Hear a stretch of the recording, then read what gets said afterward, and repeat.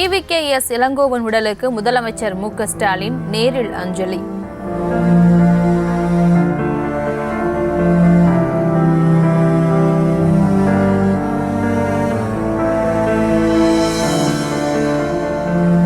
சென்னை மணப்பாக்கத்தில் உள்ள வீட்டிற்கு சென்று உறவினர்களுக்கு ஆறுதல்.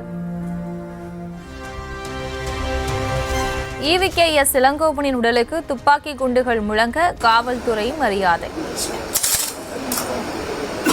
Police! Present! Police! Fire!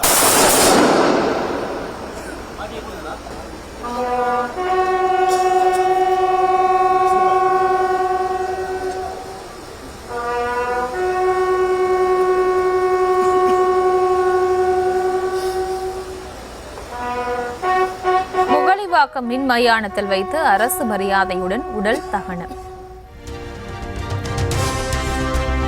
Chennai வானகரத்தில் EPS தலைமையில் நடைபெற்ற அதிமுக பொதுக்குழு மற்றும் செயற்குழு.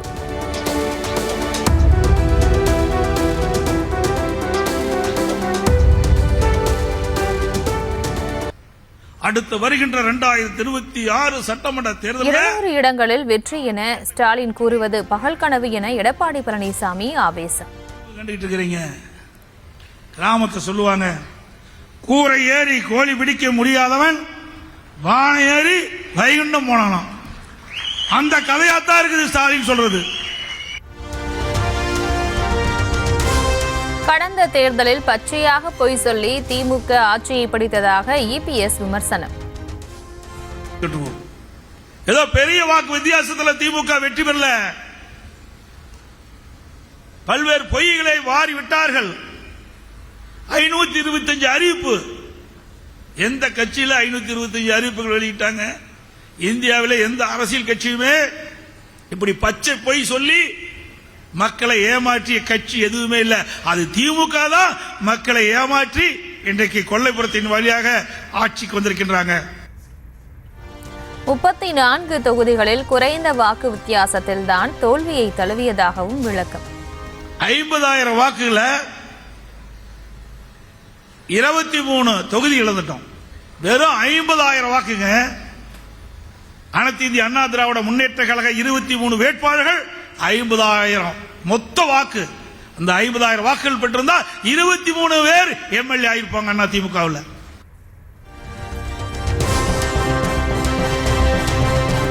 மக்களவை தேர்தலில் பெரிய கூட்டணி அமைக்காமல் 20.50% வாக்குகளை அதிமுக பெற்றதாக EPS பெருமிதம்.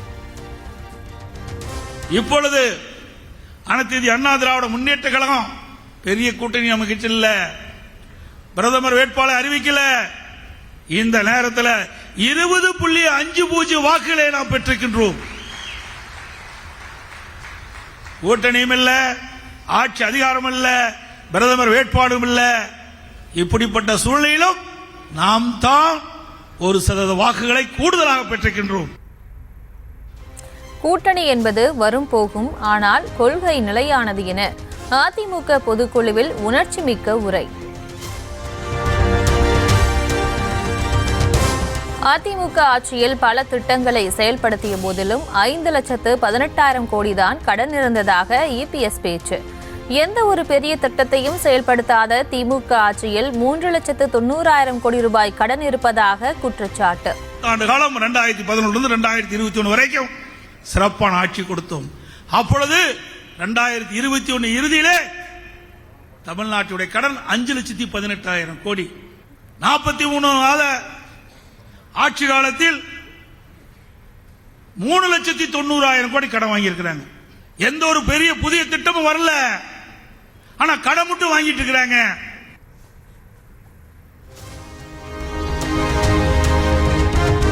மது பாட்டிலுக்கு கூடுதலாக 10 ரூபாய் வாங்குவதன் மூலம் ஆண்டுக்கு 3,600 கோடி ரூபாய் ஊழல்.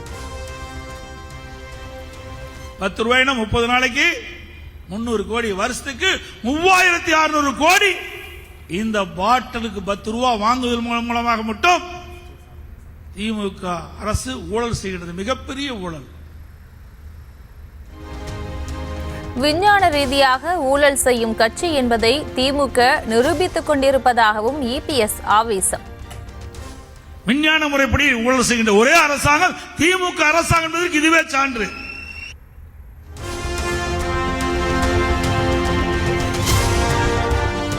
மக்களின் பிரச்சனைகளை திமுக கூட்டணி கட்சிகள் கண்டுகொள்வதே இல்லை என இபிஎஸ் சாடல். ஒரே கொள்கை என்றால் திமுகவுடன் இணைந்து விடலாமே எனவும் சரமாரியாக கேள்வி.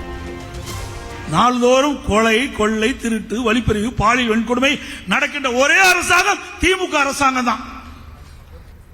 ஆனா இதையெல்லாம் கூட்டணியில் இருக்க திமுக கூட்டணி இருக்கின்ற கட்சிகள் கண்டுகொள்வதே இல்லை. மக்கள் பிரச்சனையை அவர்கள் நினைப்பதும் இல்லை. திரு ஸ்டாலின் பேசுகிறார், திராவிட முன்னேற்ற கழக தலைமையிலே அங்கம் வைக்கின்ற கூட்டணிகள் ஒரே கொள்கையுடைய கட்சின்னு. அப்படின்னு எதுக்கு தனித்தனி கட்சி வச்சிருக்கிறீங்க? எல்லாம் திமுகவோடய சேர்த்திடலாம்.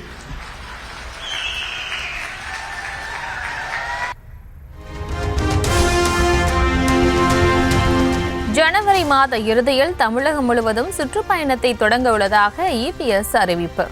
சட்டமன்ற தேர்தலில் மக்கள் மற்றும் தொண்டர்கள் விரும்பும் கூட்டணி அமையும் எனவும் திட்டவட்டம். 234 தொகுதியிலும் ஜனவரி மாதம் இறுதியில் நான் சுற்றுப்பயணம் மேற்கொள்வேன் என்பதை இந்த நேரத்தில் தெரிவித்துக் கொள்கிறேன். கூட்டணி நிச்சயமாக உறுதியாக அத்தனை பேரும் எதிர்பார்க்கின்ற கூட்டணி அமையும்.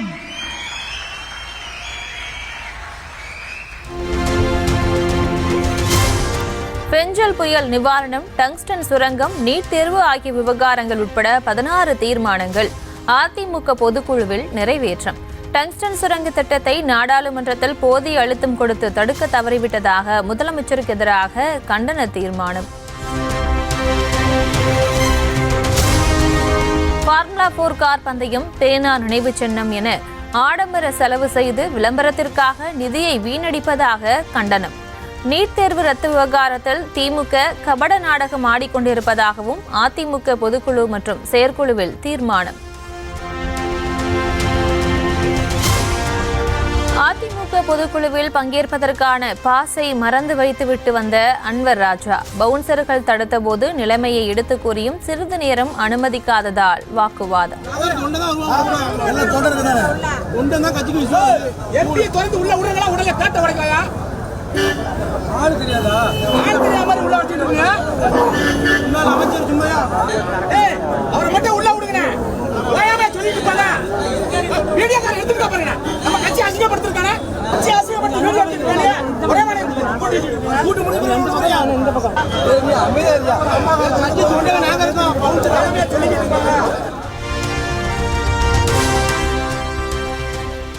கருணாநிதி வந்தாலும் அதிமுகவை எதுவும் செய்ய முடியாது என சி.வி. சண்முகம் ஆவேசம். இந்த அண்ணா திமுக கடைசி தொண்டன் இருக்கிறவரை இந்த அனைத்து இந்த அண்ணா திராவிட எந்த கொம்பன்ல 100 கருணாநிதி வந்தாலும் ஒன்றும் செய்ய முடியாது. வெள்ள பாதிப்பின் போது முதலமைச்சர் மு.க. ஸ்டாலின் மக்களை சந்திக்க அஞ்சியதாகவும் பேச்சு. வந்து மக்களை சந்திச்சியா? ஒரு கல்யாண மண்டபத்தில் உட்கார வச்சுட்டு அங்க பார்த்துட்டு போற மக்களை சந்திப்பதற்கு எப்போது நீ அஞ்சுகிறாயோ அப்போதே நீ தோத்துட்ட. அப்பயே நாங்க ஜெயிச்சிட்டோம்.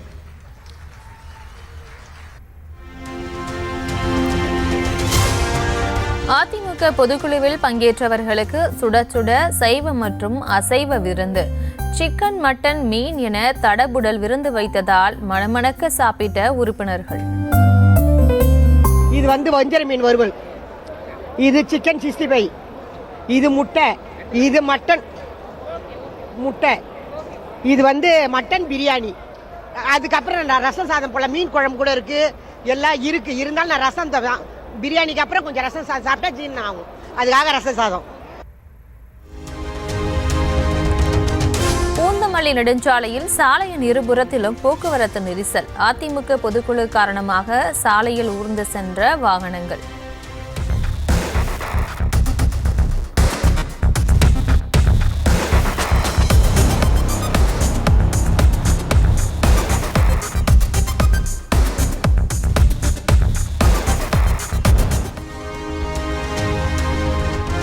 எதிர்க்கட்சித் தலைவர் இபிஎஸ் பாஜகவோடு கள்ள உறவில் கைகோர்த்து இருப்பதாக திமுக அமைப்பு செயலாளர் RS பாரதி கண்டனம்.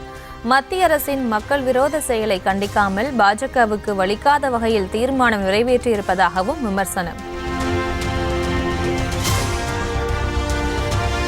தொடர்ந்து முரண்பாடான கருத்துக்களை கூறும் ஆதவ் அர்ஜுனாவுக்கு வேறு செயல் திட்டம் இருப்பது போல் தெரிவதாக திருமாவளவன் பேட்டி.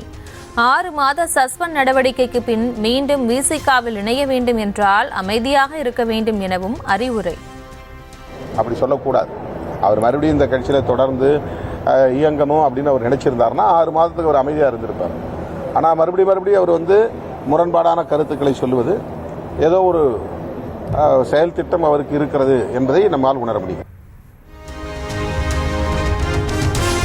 விசிகாவிலிருந்து முழுமையாக விலகுவதாக ஆதவ் அர்ஜுனா அறிவிப்பு. தேவையற்ற விவாதங்கள் பொதுவெளியில் தொடராமல் இருக்க விலகுவதாக திருமாவளவனுக்கு கடிதம். போதைப் பொருட்களை ஒழிப்பதற்கு முதலமைச்சர் மு.க. ஸ்டாலின் ஒரு கையெழுத்து போட்டால் போதுமே. ராமதாஸ் எழுதியுள்ள போர்கள் ஓய்வதில்லை என்ற நூல் வெளியீட்டு விழாவில் அன்புமணி ராமதாஸ் கேள்வி. சமீபத்தில் தொலைக்காட்சியில் நீங்கள் பார்ப்பீங்க, ஒருத்தர் ஒருவர் போதை உங்களுக்கு கேடு, அதையெல்லாம் நீங்கள் ஒழிக்கணும், தவிர்க்கணும், இதெல்லாம் ஒருத்தர் தொலைக்காட்சியில் பேசியிருக்கு. பார்த்தீங்களா? அதை பார்க்குறப்பெல்லாம் எனக்கு கொதிக்கும். என்னடா பேசுகிறாரு இவர்? ஒரு கையெழுத்து போட்டால் எல்லாத்தையும் முடிச்சுட்டு போயிடலாம். ஒரே கையெழுத்து போட்டால் முடிச்சிடலாம் எல்லாத்தையும். அதை விட்டுட்டாரு. போதை உங்களுக்கு கேடு இதெல்லாம் பேசுறதுல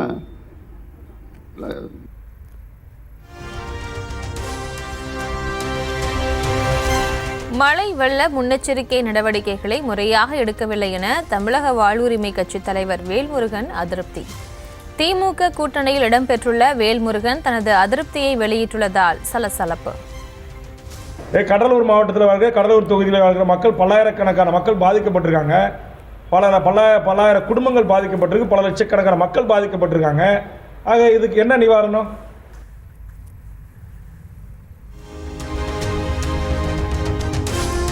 சட்டமன்ற கூட்டத்தொடர் 2 நாட்கள் மட்டுமே நடத்துவதாக வேல்முருகன் வருத்தம். ஆண்டுக்கு 100 நாட்கள் நடத்துவதாக கூறிவிட்டு வாக்குறுதியை மீறுவதாக காட்டம். நடந்திருக்கு. பேரவையை மழைக்கால கூட்டத்தொடரை ஒரு குறைந்தபட்சம் 10 நாளாவது நடத்துங்க அப்படின்னு கதறேன். சட்டமன்றத்தில் ஏறி நான் குரல் கொடுக்குறேன். ஒன்றும் அந்த குரலுக்கு செவி சாய்க்கல. இது தமிழ்நாட்டுடைய வரலாற்றில் இல்லாத வண்ணம் வெறும் 2 நாள் சட்டமன்றம்.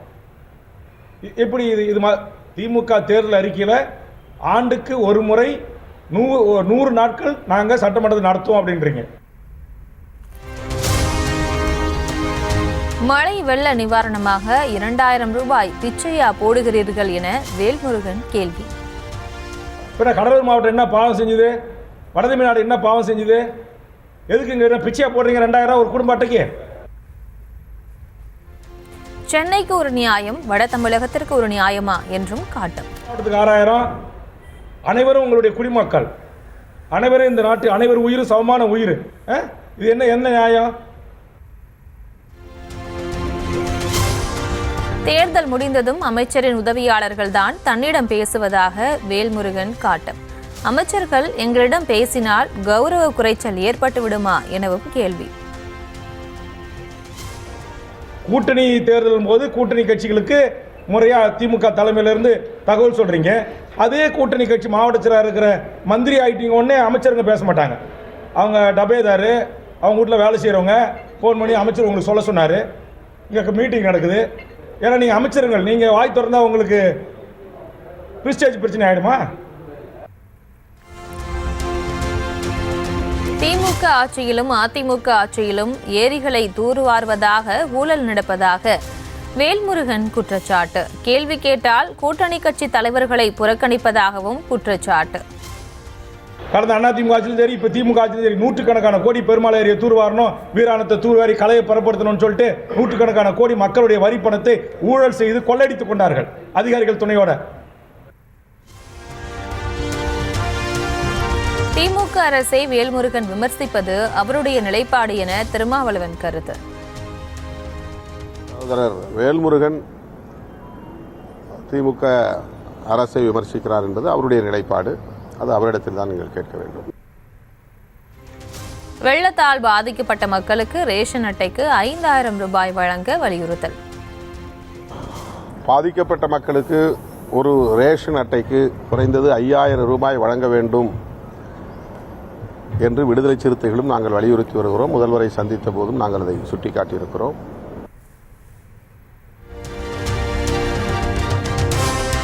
நீர்நிலை ஆக்கிரமிப்பு தொடர்பாக நாம் தமிழர் ஒருங்கிணைப்பாளர் சீமான் சரமாரி கேள்வி. 60 ஆண்டுகளுக்கு பின் தான் ஆக்கிரமிப்புகள் கண்ணுக்கு தெரிகிறதா என சாடல். கூடாதா உங்களை எப்படி மக்கள் ஆக்கிரமிப்புன்னு இடிக்கிற நீ ஆக்கிரமிக்கும் போது என்ன பண்ணிக்கிட்டு இருந்த? கோமாலப்படுத்திருந்தியா? கோமாலப்படுத்திருந்தியா? என்ன பண்ண? அவனுக்கு ஃப்ளாட் போட்டு வித்தது யாரு? அவனுக்கு வீடு கட்ட அனுமதி செய்தாரு? குடும்ப அட்டை கொடுத்தது யாரு? ஓட்டு உரிமை கொடுத்தது யாரு? மின் இணைப்பு கொடுத்தது யாரு? எரிவாயு உரிமை கொடுத்தது யாரு?